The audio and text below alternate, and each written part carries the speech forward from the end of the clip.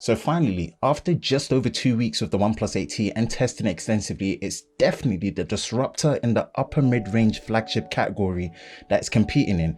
And even to the point where I'm dubbing this phone the gatecrasher. So with that being the case, being a gatecrasher sometimes comes with certain question marks. So let's get into it, man.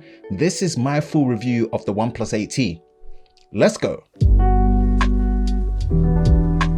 Hi, Ben from Lover of Tech. If you enjoy videos like this, make sure you hit that like button, subscribe, hit that notification bell so you're part of Team TLS, the Tech Lover Squad, so you don't miss any future videos on the channel. Now, I know the narrative of how worth it the OnePlus 8T is really does depend on the demographic and what country you're buying it from. But look, I'm based in the UK, so I'm going to be talking about it from this side of the world mostly. Let's start from the top, design and build. And as always, we're going to start from the outside in. And I'm going to be the first one to put my hands up and say I was wrong. Yep.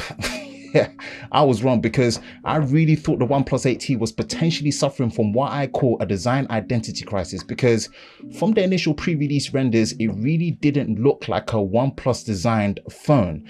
And again, not to say that design of the 8T is super outstanding or it even stands out from the crowd as an overall unique product design. Heck, it's nothing close to even what we saw back in CES 2019 with the OnePlus Concept 1, which, man, I'm still waiting for a public release phone from OnePlus with that electrochromatic glass tech. But you know what, I have to say, after finally getting hands-on with it, this is definitely a true OnePlus designed product. I'm so glad I got the Lunar Silver, and you've heard me before, man, if it's not matte then I don't want it. And this refined anti-glare glass with the frosted matte finish is just so nice. When you hold the device, you instantly feel how solid and premium it is. The volume rocker feels solid and clicky, and it's in the right and correct position, so there's less hand gymnastics. And that trademark OnePlus alert slider, that silent switch, is still ace, to the point where still, apart from like Apple, no one else is really doing it in the Android space. And the power button lands perfectly on the thumb. And although the camera bump rocks on the table, it's actually simple and elegant in the design. Honestly, when you hold it, the attention to detail here really makes the difference to how nice the 8T feels, to the point where you really don't feel to even place a case on it. But before you even say that, be smart. Make sure you put a case on it and it's in a case. Now, standard affairs are here. You do have dual stereo speakers, which out of the box really do sound great, and the volume on there is really nice. And of course, my favorite part, dual nano SIM card support in there. Overall, the slight curve at the back for more comfort in the hand, and thank goodness a flat display. This is one of the best parts of the OnePlus 8T. Now, we talked about the flat display. As we're talking about it, let's move on to that next. And the first thing is, it's flat. What's not to love about that? No time wasting trying to be swaggerlicious with the curves at the front. Heck, man, OnePlus was like, yo, leave that to the back and let the functionality of the flat display shine. And damn, I could not be happier. We are looking at a 6.55-inch AMOLED display at full high definition plus resolution, and the holy grail of OnePlus display features since the OnePlus 7 Pro, which is a high refresh rate display at 120Hz with a 240Hz touch response. Now look, fortunately or unfortunately, I'm one of those people that can tell the difference between 60, 90, 120Hz, as well as full high definition and quad high definition, especially with display sizes at 6.5 inches and above. And when it comes to the resolution, I can tell the difference more, not just based on the size of the panel, but more because I watch a lot of videos. So yes, I'm gonna say, look, I wish there was a quad high definition plus panel on there, but you can easily forget, because that's not what the OnePlus 8T is trying to achieve here. You know, let's leave that to the Pro. Now, the display is bright, but I do notice that when it's in auto brightness mode, on when you're in, like, you know, extreme outdoor lighting situations, the panel has a massive color shift where the blacks turn to gray, and it's something I notice regularly. So I thought it was worth a mention if anyone else has noticed that, but I definitely noticed it. The in-display fingerprint scanner works consistently well, and you know, really well, because especially with the fact that it's backed by a very good haptic feedback from it as well. But you know what, even mentioning the haptic feedback, there's something about it that feels really nice to the touch. And when it comes to that with the glass and how it feels with the haptic feedback, the typing experience on the OnePlus 8T is so enjoyable, to the point where I might actually say it's probably one of the best and nicest typing experiences I've had on a phone in a little while. Now, you know what, briefly speaking of the haptics, they feel different, like weirdly different. Not bad, just different. like as if it makes a ding sound and the feedback feels even softer or more subtle, where sometimes you might think it's actually weak, but at the same time it's not.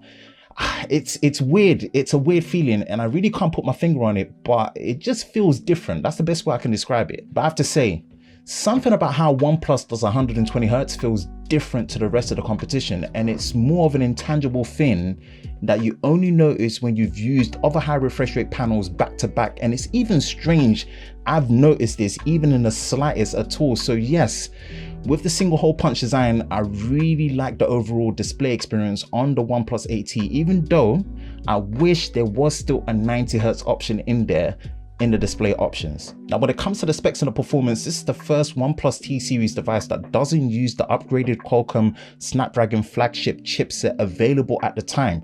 Like for example, the OnePlus 3T used the Snapdragon 821 versus the 820, and the OnePlus 7T from last year actually used the 855 Plus instead of the 855. So a lot of us were expecting the 865 Plus in the 8T, but they skipped it. And personally, doesn't matter. It doesn't matter, because especially like the fact that they were able to keep the same starting price at 549 UK pounds for 8GB of RAM, 128GB of UFS 3.1 storage with a 12GB of RAM and 256GB storage option at 649 pounds, which versus the Android competition, it's both cheaper and pretty much the only one to offer a 256GB option within this price range. Honestly, there's nothing more to go on here. The OnePlus 8T is fast, and I mean fast AF. And that's been OnePlus's signature for ages now. And because you expect it, you almost take it for granted how underrated having a consistently fast and fluid device is. So yes, it may seem like I'm kind of downplaying it, but trust me, it's a good look. Now, when it comes to the battery and the charging experience on the 8T, all I can say is stop right now and go watch my ultimate charging test of the 8T, because my goodness, saying this thing charges fast is an understatement.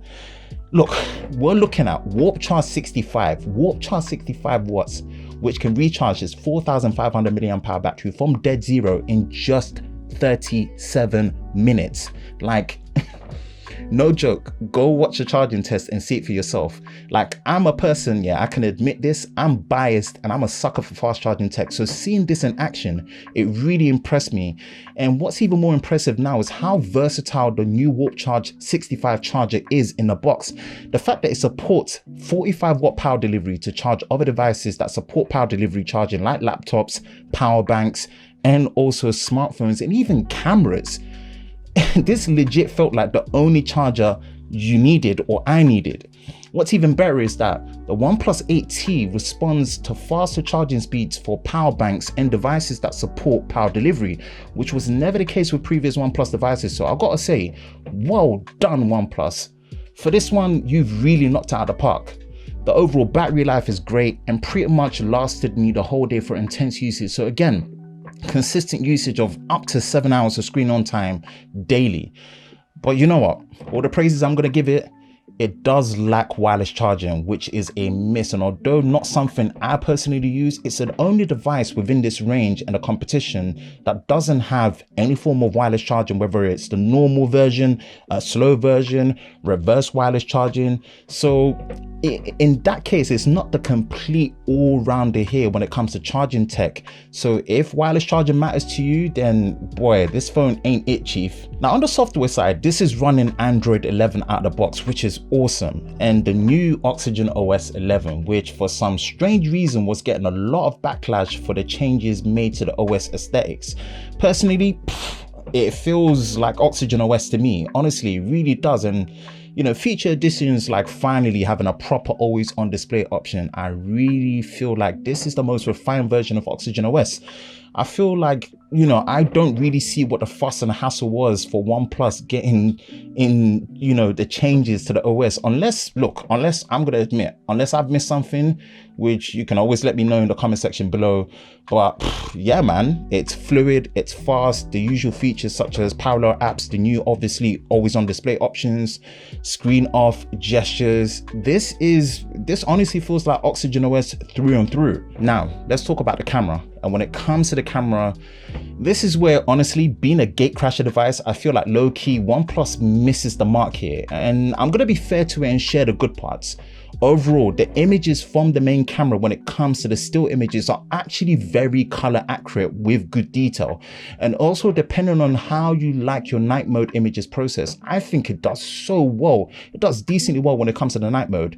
And I'm glad you can record 4K 30 frames a second UHD on the main camera and the ultra wide as well as the zoom, and the fact that it's just not limited to 1080p like it was last year with the 7T. But then again, that's already where the first trip is, because it doesn't actually have a zoom lens on here like it did with the OnePlus 7T, but you do have a 5 megapixel macro and a 2 megapixel monochrome sensor.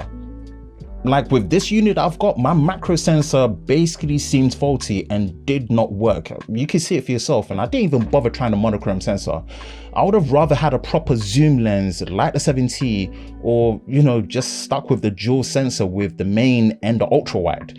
Now when it comes to the selfie camera, the stills are decent as well, but again, another strange thing is you still don't get 4K recording on the selfie camera, but yet the cheaper OnePlus Nord can record 4K UHD up to 60 frames a second, which really makes no sense, as you can only record 4K 60 on the main sensor at the rear and also not on the ultra wide.